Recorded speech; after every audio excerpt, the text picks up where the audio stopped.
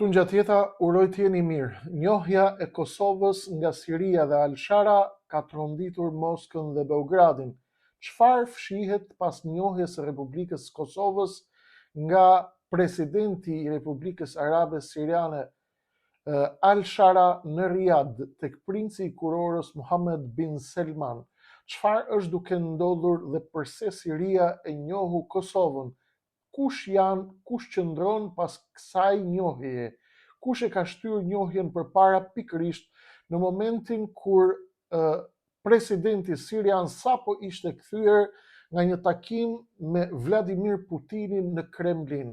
Përse u zgjodh Riyadhi dhe jo Ankaraja, kur dihet qartë që edhe Turqia, edhe Arabia Saudite kanë ndikim të fortë drejt për drejt tek Al-Shara? Si i rikonfiguron dhe si i ristrukturon njohja e Republikës së Kosovës hartat dhe ekuilibrat gjeopolitik në lindjen e mesme? Si Kosova, kaq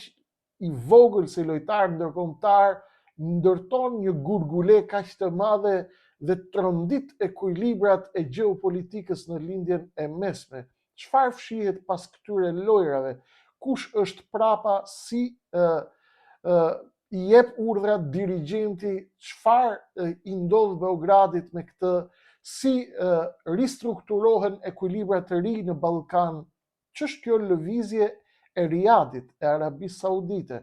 Përse u zgjodh Arabia Saudite? Përse amerikanët zgjodhen Arabinë Saudite që të jetë ajo vendi në cilin do të shpallej njohja dhe ndërmjetësimi me Al-Shara? Çfarë fshihet pas gjithë këtyre zhvillimeve? Do të përpiqem në një minutazh që shpresoj të jetë i mjaftueshëm, i shkurtër, për t'ju treguar të gjitha kulisat e kësaj loje. Të gjithë ju e dini që ajo që ka qenë deri tani, Siria ka qenë prej gjysmë shekulli gati, prej kryeministrit të fundit Al-Atasi, kur erdhi më pas Hafez al-Asadi, babai i Bashar Asadit në pushtet, është në boshtin dhe në linjën e Rusisë. Pra, prej luftës së ftohtë, Siria ka qenë pjesë e boshtit të Rusisë dhe tashmë ajo, edhe pse po ruan marrëdhënie me të gjithë lojtarët, sigurisht është duke u përpjekur që t'i jap her pas here, t'i bëj qoka edhe amerikanëve, edhe perëndimit, edhe lindjes, pasi ka shkuar tashmë edhe në Moskë presidenti i Sirisë Al-Shara për të parë dhe për të diskutuar se çfarë mund të bëj me marrëveshje të reja me Putinin në kohën kur Al-Shara ishte i njëjti i cili përpara se të vinte në pushtet, pra gjatë kohës që ishte në luftë me Al-Asadin, ai mendonte, pra thonte që Rusia është kriminale, Rusia ka vrarë popullin sirian, Vladimir Putini është kriminal, është vrasës, Bashar Asadi është vrasës, bashkë Putini dhe Bashari janë të dy vrasës, e kështu me radhë. E pra, politika nuk është gjithmonë si kur je në opozit, si kur je gjithmonë duke bërë luftën për liri, luftën për çlirim. Opozita që ka pak më ndryshe dhe pushteti është pak më ndryshe. Me ardhjen në pushtet të Ahmed Al-Shara, ai e kuptoi që për të ruajtur disa ekuilibra në Siri dhe për të kontrolluar lojën më mirë atje, duhej patjetër që të kontaktonte me një lojtar të rëndësishëm, me ndikim tradicional dhe historik në lindjen e mesme, siç është Rusia, qoftë në kohën e Ish-Bashkimit Sovjetik në luftën e ftohtë, qoftë në kohën e Asadve, si familje, e familjes Asad, pra nga babai Hafizi deri tek Bashari. Sot Bashari është në Moskë, ka gjetur strehim atje, flitet që pjesë e bisedimeve të fundit ndërmjet Al-Shara dhe presidentit Putin ka qenë diskutimi që Vladimir Putini të dorëzoi Bashar Asadin për popullin sirian, për qeverinë siriane, pra për Al-Shara. Dhe kjo ka qenë në një farë mënyre coveri apo mbulesa nëpërmjet të cilës Al-Shara ka justifikuar takimin e tij me atë person që ai para pak kohëve e quante kriminali Putin dhe vrasësi Putin, i cili ka bombarduar popullin sirian sunit në bashkëpunim me Bashar al-Assadin. Për të justifikuar këtë takim dhe këtë pritje të ngrohtë të Al-Shara në Moskë, ai ka thënë se ka shkuar atje të kërkoj Putinit kokën e Assadit, përveç të tjerave. Pra, sigurisht,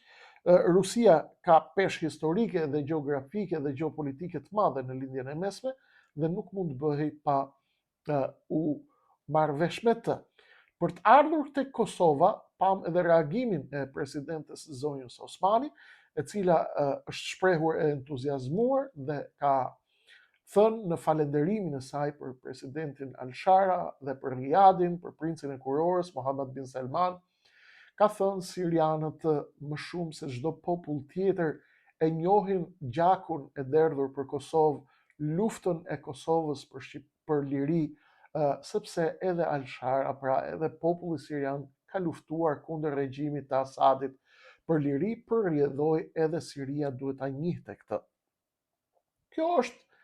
pjesa diplomatike. Edhe Ministria e Jashtme e Sirisë ka njoftuar në një deklaratë të saj dhe thotë se vendimi i marrë për njohjen e pavarësisë së Republikës Kosovës bazohet në besimin e sirianëve për të drejtën e popujve për vetëvendosje dhe për angazhimin për paqe dhe stabilitet në Ballkan dhe më gjatë. Kështu thotë, citohet në njoftimin që ka bërë Ministria e Jashtme e Sirisë. Arabia sigurisht Saudite e ka mirëpritur veprimin dhe ka theksuar se njohja do të forcojë bashkëpunimin ndërmjet Sirisë dhe Kosovës. Në fakt, përpara se Siria ta njohë Kosovën, unë do t'ju tregoj tashmë çfarë fshihet në kulisa. Këto janë lajme që ju i dini, shikoni kudo. Përpara kësaj, në vitin 2025, në prill të 2025-s, Siria e kishte përmendur Kosovën si Republika e Kosovës në një komunikim zyrtar, gjë që sinjalizonte prej aso kohe se njohja për Kosovën ose do të vijë ose ishte duke u përgatitur. Tashmë të shohim çfarë fshihet pas këtyre njohjeve. Fillimisht kemi një riorientim të ri të Sirisë me ardhjen e Al-Shara në pushtet dhe largimin e familjes Asad, familje që kishte historikisht marrëveshje dhe marrëdhënie të ngushta me Moskën prej 50 viteve, është një tentativë e presidentit të ri islamik Al-Shara, i cili për hir zëvërtetës ja ka dalë që të marrë një rol qendror, edhe pse ka qenë personazh i cili kërkohej me $10 milion koka e tij nga Departamenti Amerikan i Shtetit, nga Pentagoni, nga Amerika, nga shërbimet amerikane, sepse ishte një krye terrorist sipas amerikanëve, por pastaj ndryshoi loja dhe Ahmed Al-Shara, për ata që duan dhe ata që se duan, unë e kam të qartë, por nuk është ky momenti, ata që e kanë instruktuar dhe që e mësojnë dhe që e këshillojnë Ahmed Al-Shara, sigurisht janë shumë të zgjuar dhe ai ja ka dalë që nga një personazh që ishte i kërkuar si terrorist nga më të rrezikshmit në planet, shndërrohet sot në një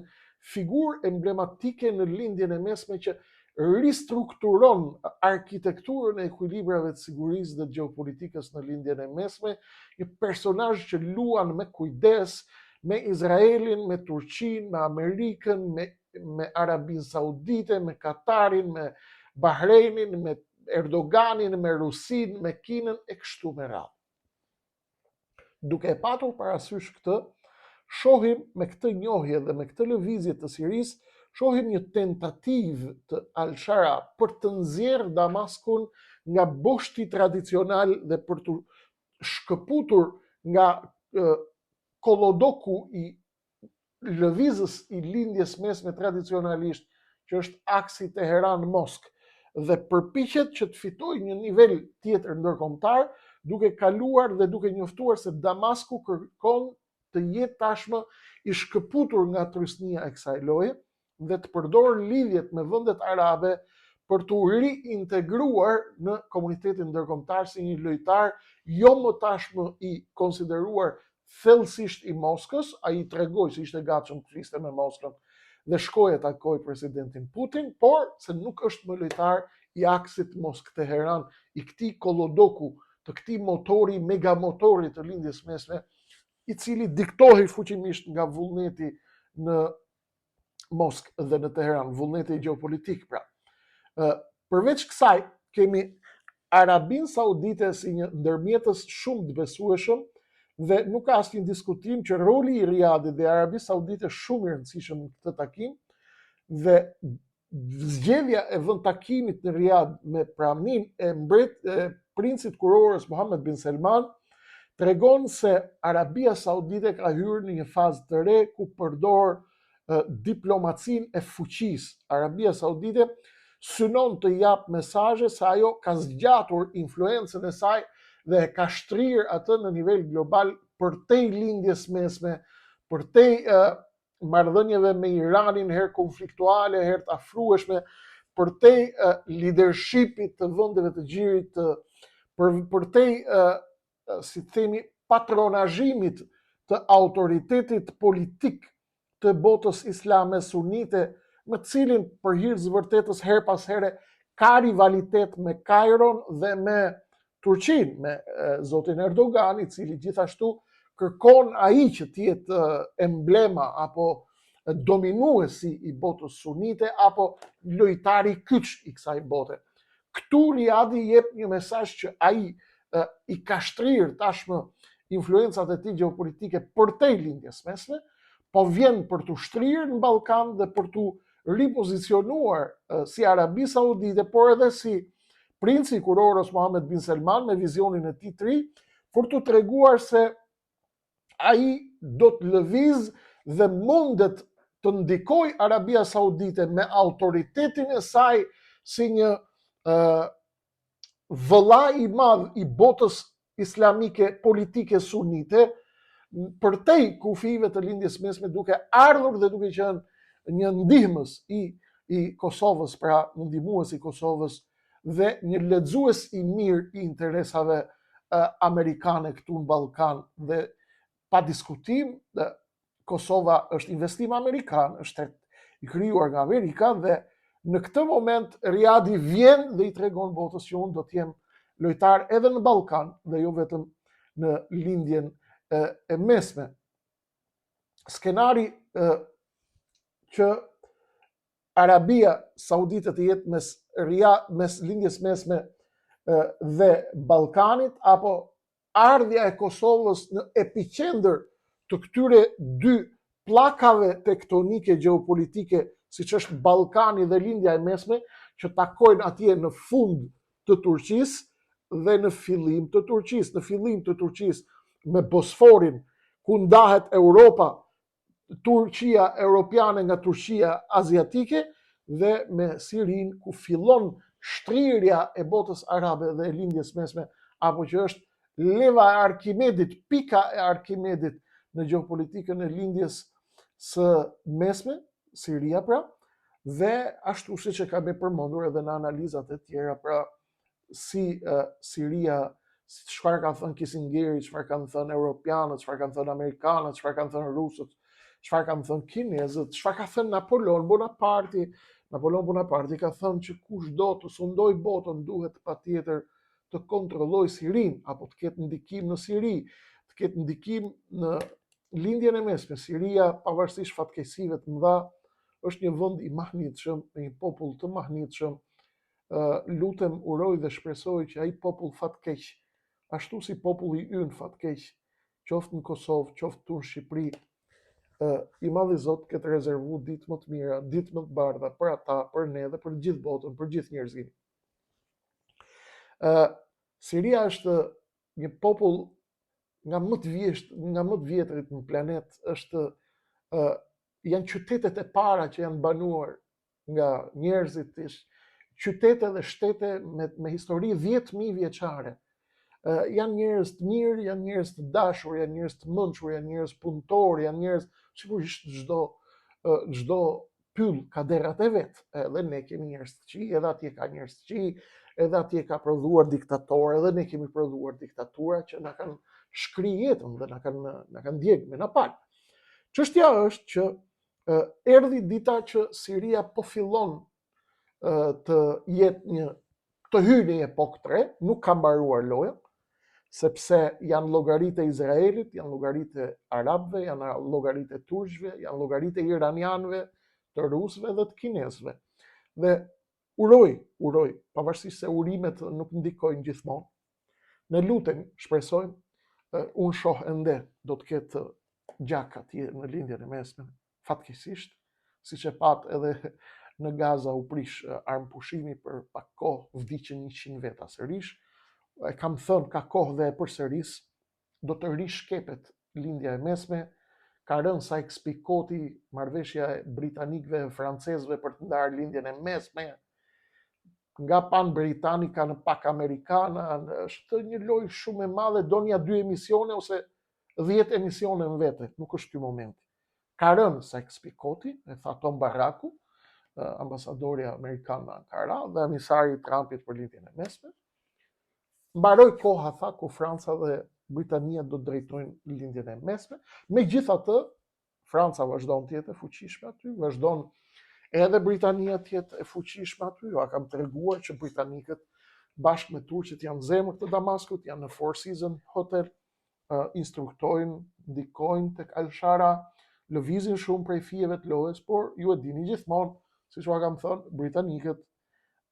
janë nona dhe nuk paralën shenja gishtrinj atje ku janë, por janë të kudo ndodhur, mos harroni kur këtë. Skenari tregon që këtu kemi edhe një mesazh tjetër, mesazh për Rusin, por edhe për Perëndimin. Siria i dha Rusisë të kuptoj që unë nuk jam më një zar në duart tuaja, që ti mund ta lëvizësh si të duash, koha e Asadit përfundoi, do të jemi miq me ju, do të hapim marrëdhënie me ju, do të ruajmë marrëveshje me ju, sepse Rusia ka ndikim në Tartus, në Sahel, në zonat ku kanë qenë të shtrirë alevitët, pra Bashar al-Assadit, ka ndikim, ka baza atje, pa diskutim është lojtari i vjetër në lindjen e mesme me Rusia dhe nuk nxirret dot as kollaj, por Siria i dha të kuptoj Rusisë që nuk jemi më zarët tuaj, nuk jemi më tërësisht në influencën tuaj dhe duket qartë që përkrahësit tradicional të Serbisë, që kanë qenë Siria prej tyre, i tregojnë Moskës që jo, ne nuk do rrim më në krah të Serbisë dhe kjo ndryshon lojën në Ballkan. Kjo ndryshon lojën në Ballkan, fatmirësisht në këtë rast në favor të Kosovës dhe të shqiptarëve, por ende loja është shumë e mistershme dhe shumë e rrezikshme. Këtë do t'ja shpjegoj nesër se çfarë luhet në Ballkan, sot do të rrim këtu. Dhe mesazhi për Rusin ishte ky, mesazhi për Perëndimin ishte që shiko, unë jam gati që të humbas shumë prej ndikimit të Moskës në Damask dhe në lindjen e mesme, dhe ky është një lajm i mirë për Perëndimin. Pra, Siria tregon që është aleat tashmë luajal, i cili lëviz drejt një linje më të pranueshme, edhe pse ka detyrime ndaj Moskës dhe ndaj Rusisë, ka detyrime për të ruajtur ekuilibrat e mëdhej, është një hap që Al-Shara i jep në favor të pushtetit të tij, Perëndimit, që shiko, tek unë do të gjeni një lojtar dhe një bashkëpunëtor luajal, i cili është i gatshëm të sakrifikojë interesat e Rusisë dhe përrjedhoj edhe të aleatës së saj në Beograd, i cili i shqetëson interesat tuaja në Ballkan duke tronditur me aktivitete terroriste të Radojčićit nëpërmjet Vučićit dhe grupimeve terroriste të lidhura prej tij, ja pra unë o Amerikan, mundet t'ju jap një dorë për mikun tuaj në Ballkan, siç është Kosova, dhe jap njohje. Dhe njohja e Sirisë nuk është shaka. Nga vendet arabe, kanë mbetur edhe 7-8 vende pa e njohur Kosovën,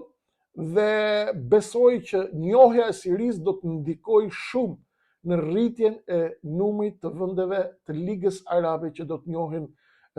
Kosovën dhe që do të zbresin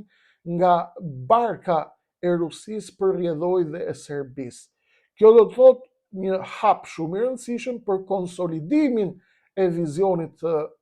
amerikan për Ballkanin, që mundet të prodhoj sadopak relaks për Kosovën tonë të dashur dhe për çështjen shqiptare në përgjithësi. A mund të ndikojë Rusia dhe çfarë roli ka SBA-ja? SBA-ja pa diskutim që është ajo që qëndron prapa kësaj njohje, edhe pse amerikanët nuk kanë dashur të dalin vetë ball për ball në këtë situatë, ka dalë aleati i tyre, që është Riyadhi. Riyadhi është aleat i madh i amerikanëve, shumë stabil, i cili është prej viteve të gjata, bashkë me vendet e gjirit, dhe amerikanët kanë preferuar të mos dalin vetë në ballore, por dihet qartë që është një indicie amerikane për të njohur Kosovën, dhe në rastin më të keq është një miratim dhe një lumturi e amerikanëve që një aleat i tyre në vendet e gjirit njeh pavarësinë e Kosovës dhe çon përpara projektin amerikan për Ballkanin Perëndimor. Zbritja e lojtarëve të Ligës Arabe dal nga barka e Serbisë dhe Beogradit, qoftë dhe përkohësisht, sepse loja mund të ndryshojë rrugës, do t'ju shpjegoj në vijim si. Kjo jep mesazhe edhe për Amerikën, edhe për Iranin, edhe për Rusin, edhe për Turqin, edhe për Izraelin, edhe për gjithë lojtarët që kanë interesat e tyre në Ballkan. Sigurisht kjo për Rusin është një humbje e madhe në Damask, është një humbje e madhe në lindjen e mesme. Për Perëndimin është lajm i mirë që një aleat si Siria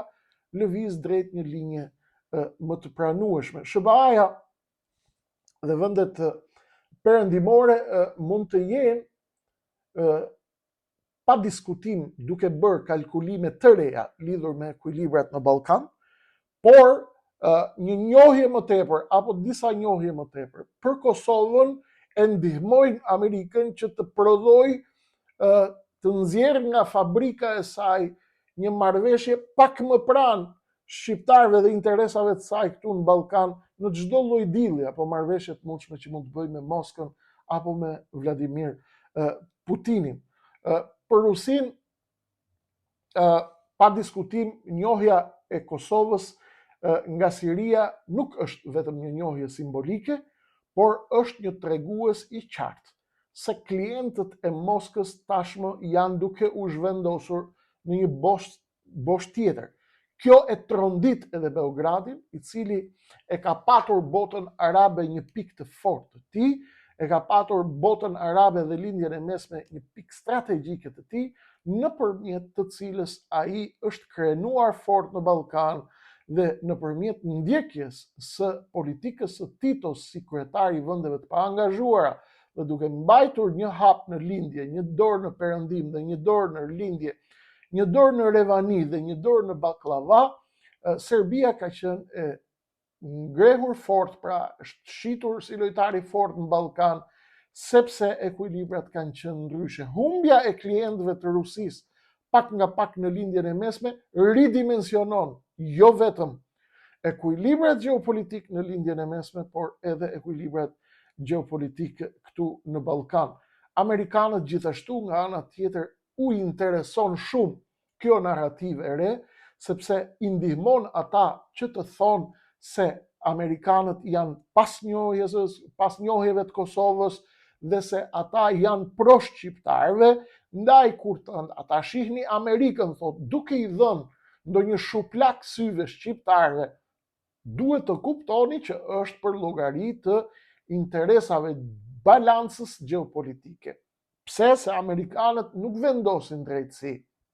Amerikanët kontrollojnë konfliktet. Amerikanët nuk janë aty për të vendosur drejtësi, por janë aty për të ruajtur balancat. Ruajtja e balancave dikton mbajtjen e hapit edhe me shqiptarët, edhe me serbët. Dhe orientimi i ri i politikës Trump është diplomaci ekonomike, biznes dhe jo histori ideologjike dhe dogmatike. Do ta shpjegojmë në ditët në vijim. kur të flasim për lojën e re apo strategjinë e re amerikane në Ballkan. Këtu na lidh një pyetje tjetër shumë e rëndësishme. Përse u zgjodh Riyadhi dhe Arabia Saudite dhe jo Ankaraja? Kjo është një pyetje shumë e rëndësishme dhe këtu qëndron thelbi strategjik i kësaj njohje të re. Duhet të kuptojmë se Shtetet e Bashkuara të Amerikës zgjodhën Riyadhin dhe jo Ankaran për disa arsye thelbësore. Arabia Saudite është një territor neutral në termin gjeopolitik dhe i besuar në të gjitha palët. Riyadhi sot është qendra apo pika determinante në gjeopolitikën e arabëve sunit dhe e botës së gjirit, vendeve të gjirit, është pika e gravitetit të gjeopolitik të vendeve të gjirit dhe ka lidhje me të gjitha palët, me amerikanët, me Kinën, me Rusinë, me tashmë po hap dyert me Iranin, me Sirinë. Ndërkohë, edhe zoti Erdogan ka lidhje të forta me Al-Shara, por ndikimi i zotit Erdogan tek Al-Shara është tek njerëzit që e rrethojnë Al-Shara. Al-Shara vetë është më i lidhur me Arabinë Saudite se sa me Erdoganin. Ndërsa ministri i jashtëm që është prapa Al-Shara dhe një grup tjetër që është rreth e përqark Shara kontrollohen nga Erdogan. Në vetvete Al-Shara është më i qetë dhe merr frymë më lehtë në Arabi Saudite se sa në Turqi. Por ai po luan me zgjuarsi dhe po i mban të gjitha kanalet hap. Me Rusinë, me Turqinë, Izraelit i thot do merremi vesh, do shohim si do bëjmë, sepse ai ka ardhur për misiona, nuk ka ardhur rastësisht ai fitoi luftën nga atje nga rruga. Ka ardhur, ai është pjesë e planit madh. Do bëj tani ata që e urrejnë Al-Shara dhe që janë opozitarë të tij thot ka ardhur për të bërë 3 gjëra. Për t'i falë lartësitë Golan dhe malit të Sheikut, Jabal al-Sheik, t'ja jap Izraelit, të ruaj, të bëj zonë tampon dhe të bllokoj armatimet dhe lidhjen logjistike ndërmjet Iranit dhe Hezbollahve në Liban, që është sërish shërbim ndaj Izraelit, dhe treta të bëj marrëveshje paqe me Izraelin. A do t'i bëj këto të treja Al-Shara apo jo? Unë besoj që ai do të diktohet nga ritmi dhe pulsi që do t'i diktoj Riyadhi. Riyadhi si lojtar dhe si pikë qendrore e gravitetit gjeopolitik të botës islamike sunite, herë në rivalitet, herë në plotësim të njëri tjetrit me Erdoganin dhe me Egjiptin, do të përpiqet që ai të jetë diktuesi i ritmit të lojës Al-Shara. Ndaj amerikanët e shohin Riyadhin si një pikë më të sigurt për këtë takim se sa Ankaraja, sepse Arabia Saudite është aleate tradicionale e Shtetet Bashkuara të Amerikës, siç është dhe Turqia. Turqit ama nga ana tjetër nuk janë gjithmonë në një kurs me Shtetet e Bashkuara të Amerikës. Turqia, në qoftë se do të ishte vend takimi Ankaraja, pa diskutim që Turqia i bëhet qefi, pa diskutim që Turqia nuk ka për t'i thënë kur Al-Shara që mos e njeh Kosovën, pa diskutim që Turqia ka ndikuar tek Al-Shara që ai ta njoh Kosovën, por çështja që unë po shpjegoj lidhet me Washingtonin. Amerikanët nuk i besojnë turqëve sa u besojnë arabëve. Një, sepse Arabia Saudite është më i qëndrueshëm si aleat dhe Arabia Saudite edhe ka qenë, edhe vazhdon të jetë për syrin e amerikanëve një pikë më e gravitetit gjeopolitik sunit politik në botë. Ndërsa Ankaran,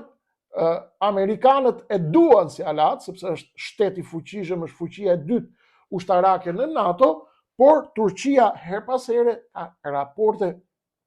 të konfliktuale me Washingtonin, qoftë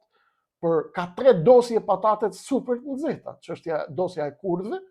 në veri të Sirisë, është dosja e S-400, sisteme raketore ruse, e cila e cila ishte një përplasje shumë e fortë në amerikanët, ta kërkuan F-35, ata nuk ja dhanë ky zoti Erdogan, tha unë po shkoj po marr se 400 nga Rusia, tani shkoj prapë në Washington. Pastaj tha Trumpi, thash highly respected man, shumë burr i mirë, por merr zgjedhjet. Pra, duket qartë që Ankaraja dhe Washingtoni janë lojtar për plane akoma më të komplikuara. Ndaj turqit nuk janë futur në këtë lëmë, sepse turqit do të konsideroheshin në qoftë se do të bëhej marrëveshja e njohjes në Ankara si pjesë e një pazari turko-ballkaniko-ruso-serb i ngatëruar, që i ngatëronte automatikisht llogaritë e amerikanëve për mënyrën se si ata duan të shohin ekuilibrat e ri gjeopolitik në Ballkan. Për këtë arsye, edhe Turqia luan fort dhe ka qëndrime ambige ndaj NATO-s, luan herë kështu, herë ashtu, herë i bie NATO-s, herë thot Amerika është aleati jon i madh, rroft NATO, rroft kjo, ne jemi aleatët tuaj, pastaj thot Erdogan, po nuk më respektut, ja kam gati Kinën, kam gati Rusin dhe jam duke ikë. Ja ku i kam Republikat Turke, ka planin për të bashkuar Republikat Turke e kështu me radhë. Për këtë arsye, Shtetet e Bashkuara të Amerikës preferojnë që Riadi, Emiratet e Bashkuara Arabe, Jordania dhe ky boshtë të jenë ata pika e gravitetit dhe qendra e re në botën islamike sunite. Riadi ka marrëdhënie të mira me të gjithë, sigurisht, por Turqia shihet si një lojtar më oportunist, i cili her pas here i prish qefet, i ka prish qefe me lojtarët në lidhjen e mesme, herë me Arabinë Saudite, herë me Egjiptin, herë me këtë, herë me atë. Nga ana tjetër, një marrëveshje në Ankara pa diskutim që do të fuste tek marrëveshjet, tek marrëveshja e njohjes së Kosovës nga Siria, do të fuste edhe llogaritë e Teheranit, edhe llogaritë e Rusisë, me të cilët Turqia është detyruar të lërë kanale hapur, sepse ata, Teherani dhe Moska, janë lojtarë me shumë dikim në Siri. Për këtë arsye, amerikanët për të fletur, për të fjetë qetë, apo për ta mbyllë këtë dritare që u sillte ajër të ftohtë, e zgjodhën Riadin dhe Arabinë Saudite që t'ishte nga atje. Pra, synuan që njohja e Kosovës të bëhej në Riad për t'i dhënë, për ta shkëputur marrëveshjen jo si një marrëveshje amerikane, as si një marrëveshje e pazarit të ri ballkanik, amerikano-turko-ruso-serbe, pra një pazar ballkanik, duke e shpërngulur në Riad, i japin një dimension universalist, pra një lojtar që vjen nga larg, jo me ndikim të drejtë për drejtë dhe me interesat të drejtë për drejta në Ballkan, por me influencë dhe si pik kulminante e gravitetit botës islamit politik sunit, ajo vjen dhe bëhet lojtar në Ballkan sipas një strategjie që e mban mirë, e shkon në favor të aleatit saj strategjik që janë amerikanët, dhe nga ana tjetër lejon hapësira që ti serviret Moskës si një lojtar i domosdoshëm për të marrë vesh me të. Pra, për të marrë vesh me Riadin, Rusia nëse do të luaj në Ballkan, pra tashmë Riadi ka dhe një kartë tjetër që është karta e vendeve të gjirit, të cilat sipas asaj që unë shoh e kanë unifikuar këndvështrimin e tyre gjeostrategjik në lindjen e mesme në Ballkan dhe në botë, sipas kursit në terma të përgjithshëm me Arabinë Saudite dhe her pas here edhe me Turqinë, por jo vetëm edhe me Iranin. Duke parë të gjitha këto zhvillime, duhet kuptojmë edhe diçka tjetër, që Al-Shara është pragmatist, ne Kosova fitoi shumë, sepse Siria është shumë e rëndësishme, por Al-Shara po bën edhe një lojë tjetër të jashtëzakonshme, që është lojë sekrete e Al-Shara me Teheranin. Pse? Nga vizita e Al-Shara në Moskë, duhet kemi parasysh se atje ai ka marrë indicje dhe ka patur një ndërmjetësim të Vladimir Putinit që të rihap kanalet me Teheranin, Çdo të thotë rihapje e kanaleve me Teheranin, që do të thotë me hasmin e tyre tradicional. Kjo është një lëvizje super pragmatiste dhe mbajeni mend, nga unë, shumë shpejt do të dëgjoni që Damasku do të jetë më luajal ndaj Iranit, do të fillojë të hap kanale komunikimi me Teheranin, nuk do të lejoj sigurisht që Teherani të jetë lojtar siç ka qenë, as do ta lejoj Iranin të çojë Hezbollave armative në jug Libanit. Libani është duke u ndezur, në qoftë se ndizet dhe fillon lufta në Liban dhe ndryshojnë edhe atje shumë ekuilibra, edhe Libani do të jetë nga shtetet që do ta njohin nesër Kosovën. Por deri tani është në pikë vlimi, Libani është gati për shpërthim, nivelet diplomatike të larta, shumë të rëndësishme, tregojnë se Libani është në pikën e vlimit dhe në pikën e shpërthimit. Al-Shara do të hap kanale me Teheranin dhe këtë do ta bëj për t'i treguar perëndimit se në qoftë se ju do të më rrëzoni nga pushteti nesër pas nesër, unë mundet të rikthehem në Teheran bashkë me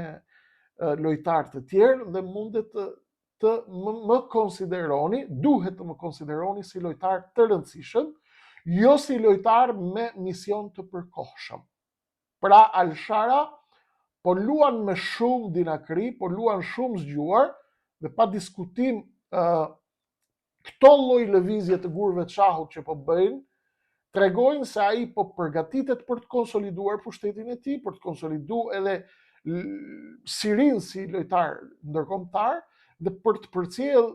amerikanëve se unë jam, po luaj me ju, po i përgjigjem lojës gjeopolitike amerikane, edhe këtu në lidhjen e mesme, edhe në Ballkan, ja tashmë ja bëra qokën me Kosovën, shtetin që e keni krijuar ju, por nesër do të hap krah